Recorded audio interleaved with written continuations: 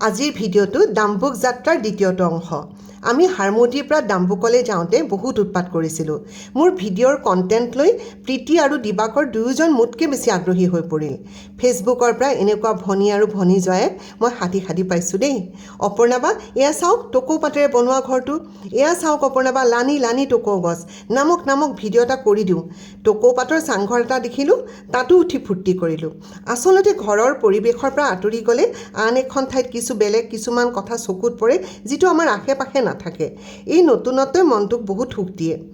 যাওঁতে চিৰাং নদীৰ ওপৰত থিয় হৈ আনন্দ ল'লোঁ। আমাৰ লগত যোৱা জুমনটোকো যে ইমান মৰম লাগিল। ইমান ডাঙৰ ল'ৰা, তথাপিও জেট প্লেনখন আকাশত দেখা পাই সৰু ল'ৰা ছোৱালীৰ দৰে চিঞৰি আমাক দেখুৱাইছিল। হাৰমতিৰ মানুহবোৰ সঁচাই সহজ সৰল। ডাম্বুকত পথৰ দাঁতিত মমৰ জুতি ল'লোঁ এগৰাকী ছিকিমী মহিলাৰ পৰা। টেষ্টটো খুব ভাল আছিল। এখন প্লেট খাই দ্বিতীয় প্লেটখন খাবলৈ মন যায়। কাষতে থকা বয়সস্থ মহিলাগৰাকীৰ বোৱাৰী তেওঁ। বৃদ্ধাগৰাকীৰহে ভিডিঅ'টো কি হ'ল বিচাৰি নাপালোঁ। এনেকুৱা স্মাৰ্ট বৃদ্ধাগৰাকী আমাক ক্লাউড কিটচেনৰ কথা ক'লে। কোনে বোৱাৰীয়েকক ক্লাউড কিটচেনৰ অফাৰ দিছে। ইমান ভিতৰুৱা অঞ্চলত ইমান স্মাৰ্ট বৃদ্ধা। ঘূৰি ফুৰিলেহে এনেকুৱা অভিজ্ঞতাবোৰ হয়। বহুত মানুহে অলপ বয়স হ'ল বুলিয়ে একো নকৰা হয়, যাৰ কাৰণে বেমাৰ আজাৰে হেঁচা মাৰি ধৰে। ফুৰিব যাওক, বিভিন্ন অভিজ্ঞতা গোটাওক আৰু নিজক সুস্থ ৰাখক। লগ পাম নতুন ভিডিঅ' লৈ।